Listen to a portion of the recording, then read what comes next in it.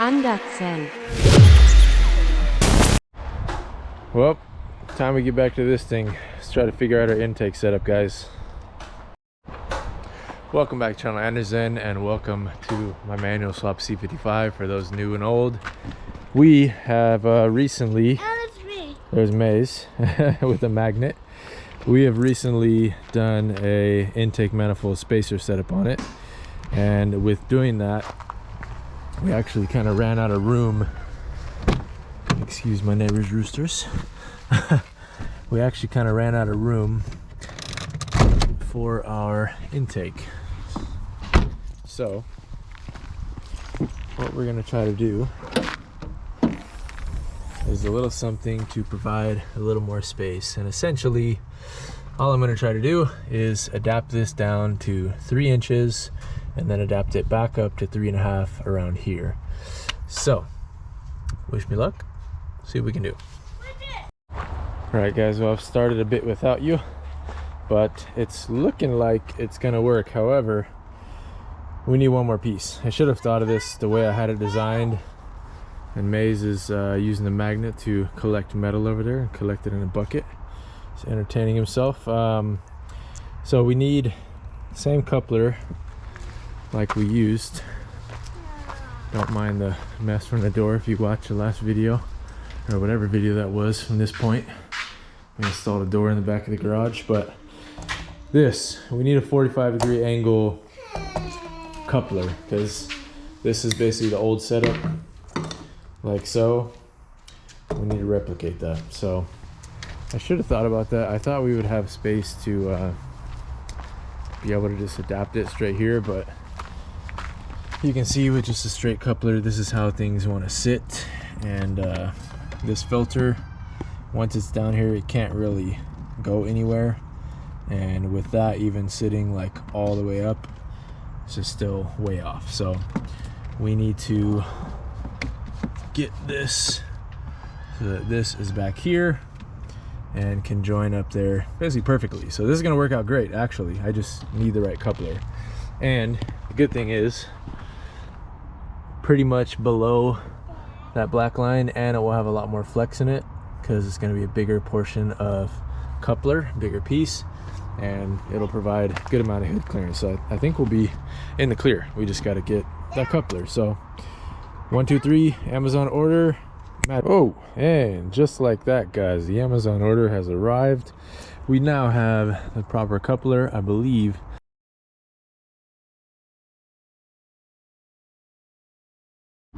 Alright you guys, well, it's a few days later since we last installed the tune.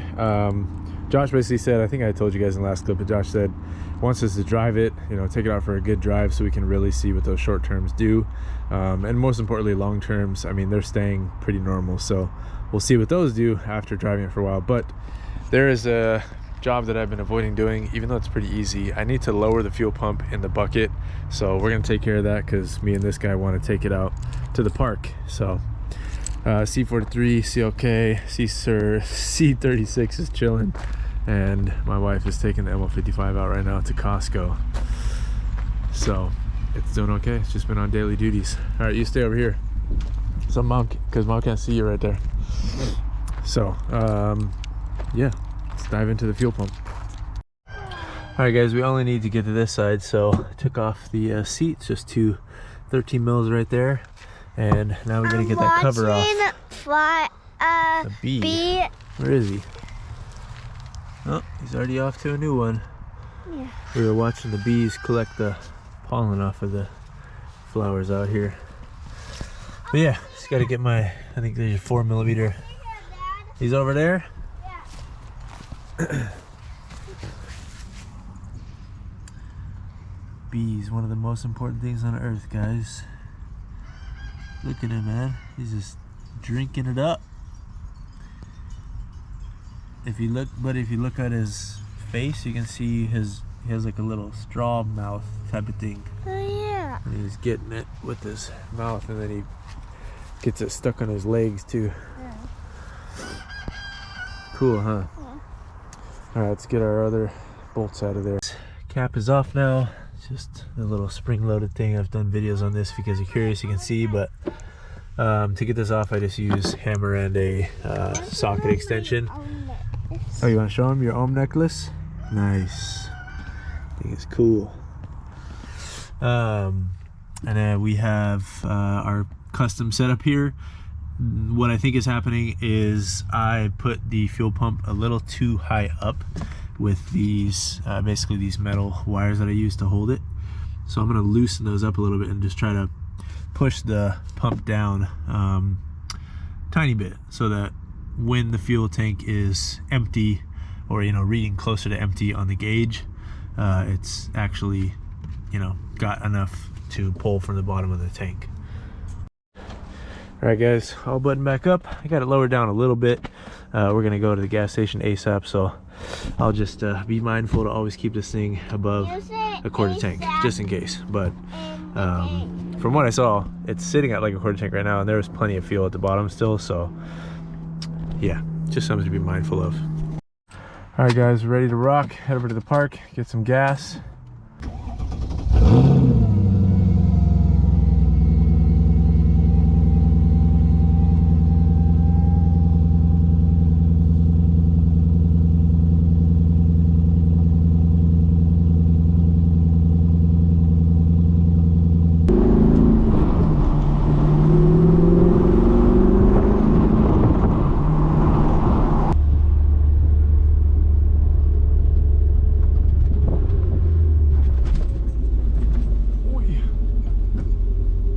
Gotta be kidding me.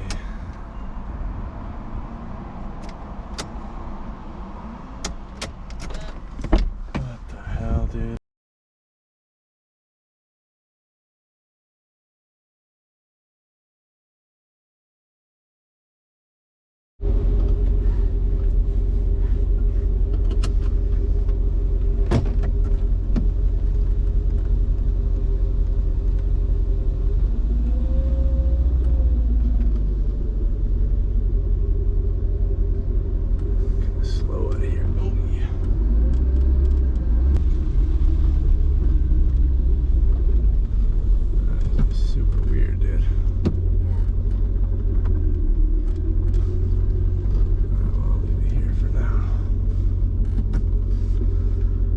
See if it'll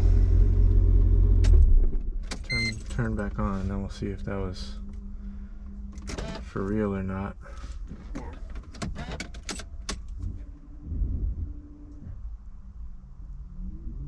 No. What the heck, man? It's a good thing we took it back home. Thank you, car, for getting us back home. Alright, well, that is a Josh question. Why am I losing power to the ECU? Yeah. What the heck? Who is Josh? Josh is my friend that does all the tuning on the cars. Oh. The Mercedes swap shop. Oh. Yeah.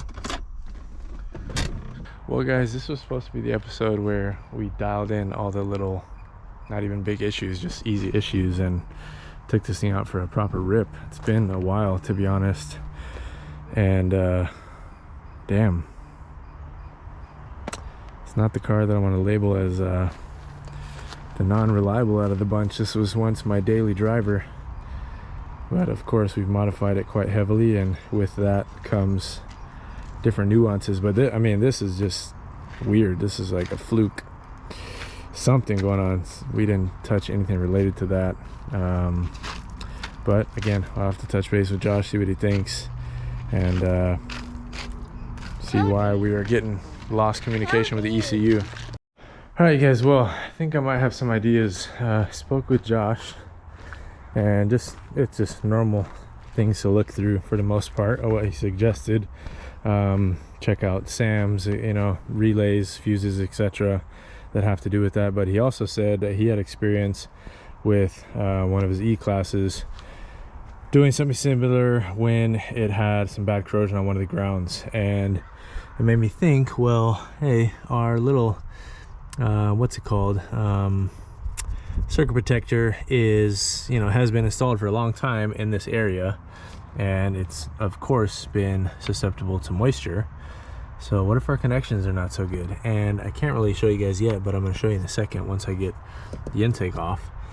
it does look like it's a fair bit corroded. So we're gonna take all these connections off. I got the battery undone right now. And also, if you're curious, when I was messing with the fuel pump earlier, I did have the battery unplugged, so I didn't like arc anything, or nothing weird happened with that. And these connections are all clean. I mean, these are all like new connections that I've made, and they've been inside the trunk the whole time. Oh, actually, look at that. Even this looks like it could be cleaned up a little bit. So I'm basically just gonna take all connections off, clean them up.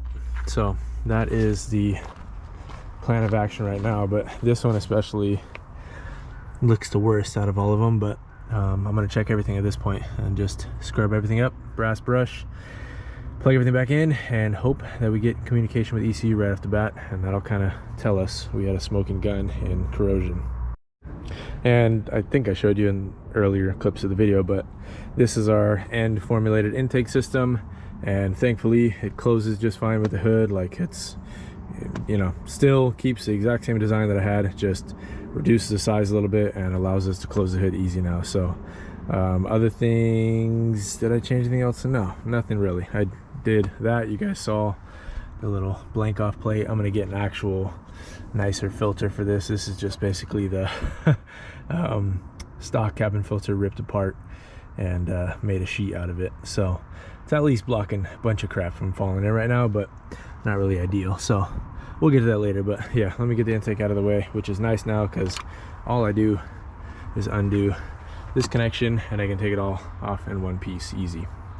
All right, two things, guys. First off, Washington has been deceivingly hot lately. I'm kind of roasting right now, low-key, but the other thing, our connections, if you guys can see, this one definitely has a fair bit on it, and that's the one coming right off of the power block. And then our bottom one I can't really see for sure, but I'm going to take all these off and just double check them. This one's got nothing to do with anything, it's just the mounting bolt, so that should be fine. And our circuit is closed, so I'm gonna go undo both of these battery cables just to be safe, power and our ground.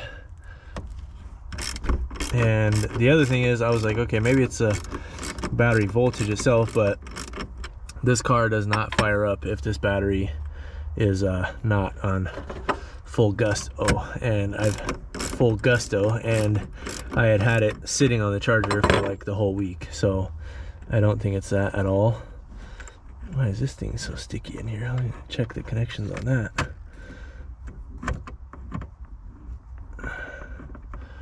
Or it's just the angle that I'm taking it out at, but that seemed a bit weird. All right, well, we're just gonna have a cleaning spree, guys, and just make sure all these are good to go.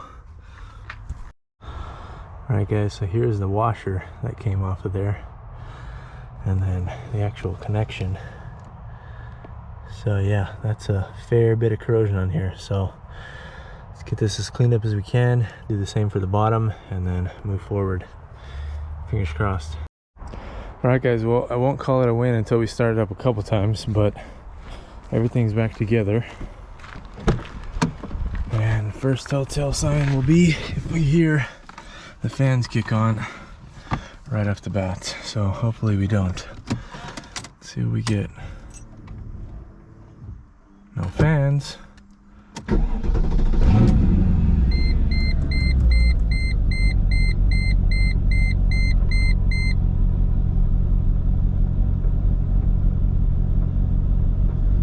Okay.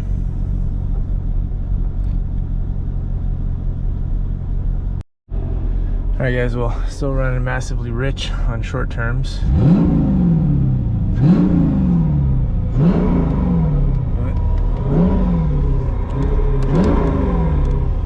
See, it goes down as soon as we start revving it. Here's the real moment of truth. Does it fire right back up?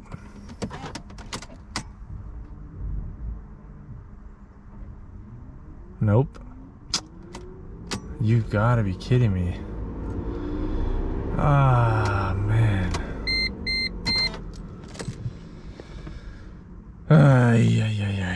These are those ones, guys, that just... So I can drive my car once after I reset the battery. What is going on here, guys? Alright.